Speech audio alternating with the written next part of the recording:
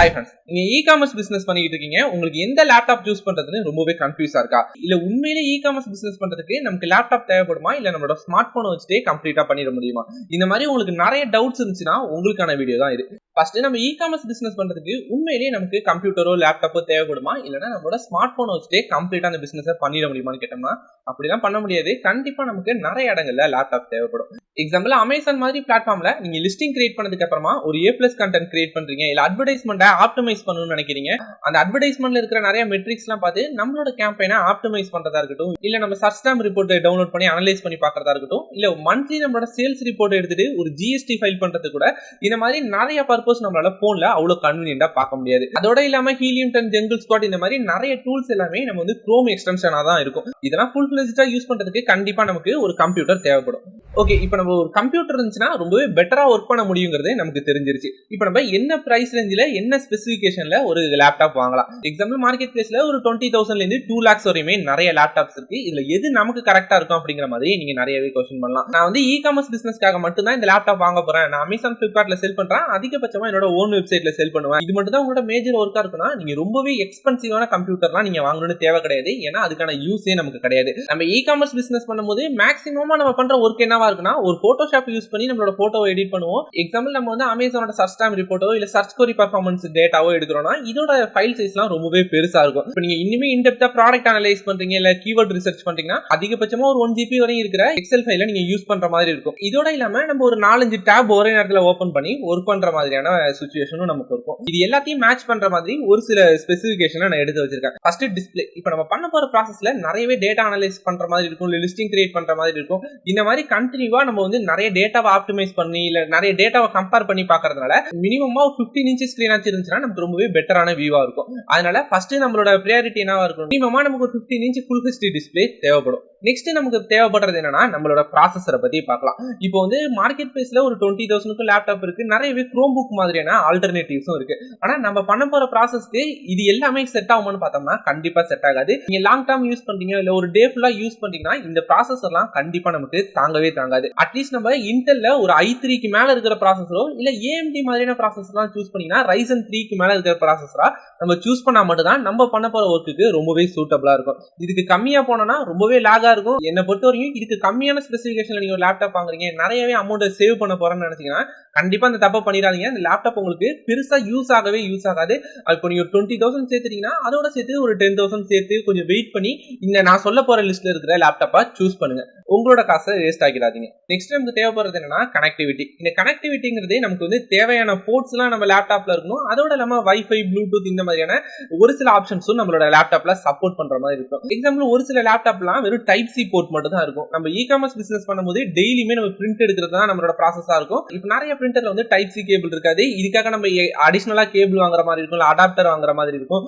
இதுக்காக நமக்கு அட்லீஸ்ட் ஒரு 2 USB போர்ட்டாச்சும் நம்மளோட லேப்டாப்ல இருக்கிற மாதிரி பாத்துக்கணும். அப்புறம் நம்மளோட லேப்டாப்ல இன்பில்டா வைஃபை, ப்ளூடூத், மைக், அப்புறம் வெப்கேம்லாம் இருந்துச்சுன்னா இது எல்லாமே நமக்கு ரொம்பவே யூஸ் ஆகும். எக்ஸாம்பிள் நீங்க கூகுள் மீட் கனெக்ட் பண்றீங்க, உங்களோட பிரிண்டரோட கனெக்ட் பண்றதா இருக்கட்டும், இல்ல ஸ்மார்ட் போன்ல ஒரு போட்டோ எடுத்துட்டு அதை உங்களோட லேப்டாப்க்கு ஷேர் பண்றது எல்லாத்துக்குமே இது ரொம்பவே யூஸ்ஃபுல்லா இருக்கும். அதனால இந்த கனெக்டிவிட்டியில இது எல்லாமே இருக்கிற மாதிரி பாத்துக்கோங்க. ஃபைனலா RAM அண்ட் ஸ்டோரேஜ். இந்த ஸ்டோரேஜ்னு பார்த்தோம்னா இதுல நிறைய டைப்ஸ் இருக்கும். அதுல நீங்க SSD டைப் இருக்கிற மாதிரி சூஸ் பண்ணிக்கோங்க. ஏன்னா இந்த SSD ஸ்டோரேஜ் இருக்கும்போது நம்மளோட ஃபைல ஆக்சஸ் பண்றதா இருக்கட்டும், இல்ல நம்ம ஒரு எடிட் பண்ணும் போதா இருக்கட்டும், இந்த மாதிரி நிறைய இடங்கள்ல ஹார்ட் டிரைவை கம்பேர் பண்ணும்போது SSD நமக்கு ரொம்பவே ஃபாஸ்டா ஒர்க் ஆகும். இதனால நம்மளோட கம்ப்யூட்டர்ல அந்த அளவு லாக் எதுவுமே நம்ம ஃபீல் பண்ண மாட்டோம். அடுத்து ஃபைனலா RAM. நம்ம வந்து மினிமமா 2 to 3 tab ஆச்சும் யூஸ் பண்ற மாதிரி இருக்குங்கிறதுனால மினிமமா 8 GB 8 GB க்கு மேல இருக்கிற RAM இருக்கிற லேப்டாப்பை சூஸ் பண்ணுங்க.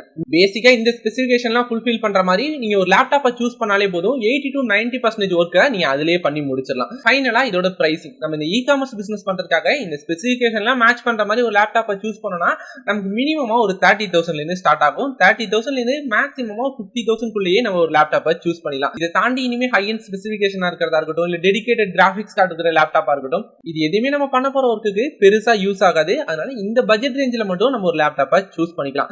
இப்போ கரண்டா மார்க்கெட் பிளேஸ்ல இந்த ஸ்பெசிஃபிகேஷன்லாம் மேட்ச் பண்ற மாதிரி என்னென்ன லேப்டாப்ஸ் இருக்குங்கிறதையும் பார்ப்போம். இது எல்லாமே வீடியோ ஷூட் பண்ணும்போது எனக்கு அவைலபிளா இருக்கிற ப்ராடக்ட்டோட டேட்டாஸ் மட்டும் தான் நான் உங்களுக்கு ஷேர் பண்றேன்.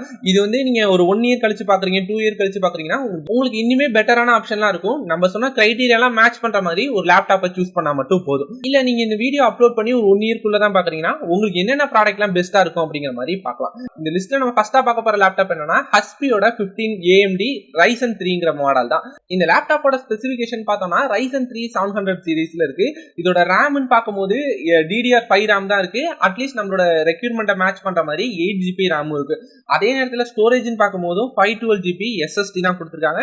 டிஸ்பிளே சைஸும் 5.6 இன்ச்சஸ் கிட்ட இருக்கு. பேசிக்கா நம்மளோட ரெக்யர்மெண்ட் எல்லாத்தையுமே இந்த லேப்டாப் ஃபுல்ஃபில் பண்ணுது. இதோட பிரைஸ் ரேஞ்சுன்னு பார்த்தோம்னா ஒரு 30,000 கிட்ட இருக்கு. உங்களோட பட்ஜெட் ரொம்பவே கம்மியா இருக்குன்னா கண்டிப்பா இந்த ஹஸ்பி 15ங்கிற லேப்டாப்பை நீங்க சூஸ் பண்ணலாம். இதே மாடலே AMDக்கு பதிலா இன்டெல் சிப் வச்சுமே இன்னொரு லேப்டாப் இருக்கு. இந்த லேப்டாப்பும் இதுவுமே ஒரே ஸ்பெசிஃபிகேஷன் தான், பிரைசிங் மட்டும் கொஞ்சம் அதிகம். இந்த AMD ப்ராசஸரை கம்பேர் பண்ணும்போது இந்த இன்டெல் லேப்டாப் வந்து மல்டி கோர் பர்ஃபார்மன்ஸ்ல கொஞ்சம் பெட்டரான ரிசல்ட் உங்களுக்கு கிடைக்கும். இதுல இன்னொரு அட்வான்டேஜஸ் என்னன்னா உங்களால RAM அப்கிரேட் பண்ணிக்க முடியும், ஸ்டோரேஜ் அப்கிரேட் பண்ணிக்க முடியும். இதுக்கு முன்னாடி பார்த்த AMD வெர்ஷன்ல நம்மளால RAM எதுவுமே அப்கிரேட் பண்ணிக்க முடியாது. அதோட இல்லாம நமக்கு டிஃபால்ட்டா கிடைக்கிற RAM 12GB கிட்ட கிடைக்கும். நீங்க இந்த ஹஸ்பி லேப்டாப் தான் வாங்க போறீங்கன்னா என்ன கேட்டா நான் இந்த 30,000க்கு இருக்கிற AMD ப்ராசஸரே சூஸ் பண்ணிடுங்க. 38,000 கொடுத்து வாங்குற அளவு இந்த இன்டெல் ப்ராசஸர் லேப்டாப் ஒன்றும் ஒர்த் இல்ல. இந்த பிரைஸ் ரேஞ்சுக்கு நமக்கு பெட்டரான நிறைய ஆப்ஷன்ஸ் இருக்கு. நீங்க வந்து இந்த AMD சீரிஸ் லேப்டாப்பே வாங்கிக்கலாம். இந்த லிஸ்ட்ல நம்ம அடுத்ததா பார்க்க போற லேப்டாப் என்னன்னா உங்களால ஒரு 35,000 to 40,000 கிட்ட ஸ்பெண்ட் பண்ண முடியும்னா இந்த Acerல Aspire Liteன்னு ஒரு ஆப்ஷன் இருக்கு. இந்த லேப்டாப்பை நீங்க சூஸ் பண்ணிடலாம். இதோட ப்ராசஸர்னு பார்த்தோம்னா Ryzen 5 5000 சீரிஸா இருக்கு. இதோட ரேம்னு பார்த்தோம்னா நமக்கு 16GB இன்பில்டாவே கிடைச்சிருது. டிஸ்பிளேவும் நமக்கு 5.6 இன்ச் ஃபுல் HD டிஸ்பிளேவே கிடைக்குது. ஸ்டோரேஜ்ல எந்த டிஃபரன்ஸும் இல்ல. ஸ்டார்டிங்ல பார்த்த மாடலும் இதுவும் சேம் தான். 512GB SSD தான் நமக்கு கொடுத்துருக்காங்க. இந்த லேப்டாப் பர்சனலா நான் ஒரு 3 to 4 மந்த் வரையும் யூஸ் பண்ணிருக்கேன். என்னோட எக்ஸ்பீரியன்ஸ்னு பார்த்தோம்னா நம்மள கொடுக்குற பிரைஸ் ரேஞ்சுக்கு இதோட பர்ஃபார்மன்ஸா இருக்கட்டும், பேட்டரி லைஃபா இருக்கட்டும் எல்லாமே ஓரளவு ஜஸ்டிஃபை பண்ற மாதிரி தான் இருக்கும். ஆனா இதோட குவாலிட்டின்னு பார்த்தோம்னா தான் ரொம்பவே லோவா இருக்கும். இந்த லேப்டாப் எக்ஸாம்பிள் இதை நம்ம பார்க்கும்போது ஒரு மெட்டல் பாடி மாதிரி ரொம்பவே ஒரு ஹை அண்ட் லுக்ல இருக்குல்ல. இதை நீங்க ஓபன் பண்ணி பாத்தீங்கன்னா இது கம்ப்ளீட்டா பிளாஸ்டிக் தான். அதுவும் இல்லாம இந்த லேப்டாப்பை நீங்க ஓபன் பண்ணும்போது இந்த எட்ஜஸ்லாம் ஓரளவு பெண்ட் ஆகிற மாதிரி இருக்கும். அதோட குவாலிட்டி ரொம்பவே சீப்பா நமக்கு ஃபீல் ஆகும். அப்புறம் இன்னும் சொல்ல போனா இந்த ட்ராக் பேட் பக்கத்துல இருக்கிற இந்த மெட்டீரியல் குவாலிட்டியா இருக்கட்டும், கீபோர்ட் சுவிட்ச் குவாலிட்டியா இருக்கட்டும் எல்லாமே உங்களுக்கு ஆவரேஜா தான் இருக்கும். அந்த அளவு பிரீமியமா நமக்கு ஃபீல் பண்ண மாட்டோம். அதோட இந்த லேப்டாப் சவுண்ட் குவாலிட்டியுமே ரொம்பவே கம்மியா இருக்கிற மாதிரி தான் நான் ஃபீல் பண்ணேன் இந்த ஹஸ்பி லேப்டாப்பை கம்பேர் பண்ணும்போது.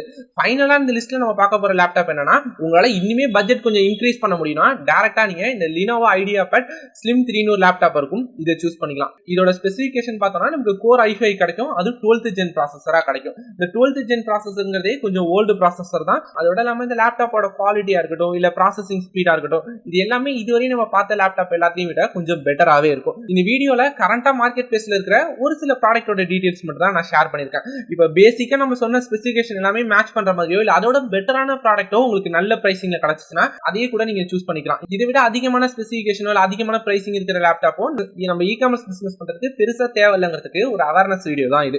இந்த ப்ராடக்ட்லாம் உங்களுக்கு தேவைப்பட்டுச்சுன்னா இதோட அஃபிலியேட் லிங்க்குமே நான் டிஸ்கிரிப்ஷன்லயோ இல்லைன்னா ப்ராடக்ட் டேக் பண்ணிருப்பேன். உங்களுக்கு தேவைப்பட்டுச்சுன்னா அதை நீங்க செக் பண்ணி பாருங்க. இது மாதிரி உங்களுக்கு வேற ஏதாச்சும் இ-காமர்ஸ் பிசினஸ்க்கு என்ன கேஜெட் வாங்கணுங்கிறதுல டவுட் இருந்துச்சுன்னா அதையுமே கமெண்ட் செக்ஷன்ல மென்ஷன் பண்ணுங்க. நம்ம டெடிகேட்டடா அதுக்கு இன்னொரு வீடியோ போடுவோம். பிரிண்டர் எதுவும் பர்ச்சேஸ் பண்ணணும்னு நினைச்சிட்டு இருந்தீங்கன்னா அதுக்கான டெடிகேட்டட் வீடியோவும் போட்டுருக்கோம். அதை ஒன்ஸ் செக் பண்ணி பாருங்க. இது மாதிரி இன்னொரு இன்ட்ரெஸ்டிங்கான வீடியோல பார்க்கலாம். அது மிஸ் பண்ணாம பார்க்கறதுக்கு நம்ம சேனலை சப்ஸ்கிரைப் பண்ணிடுங்க.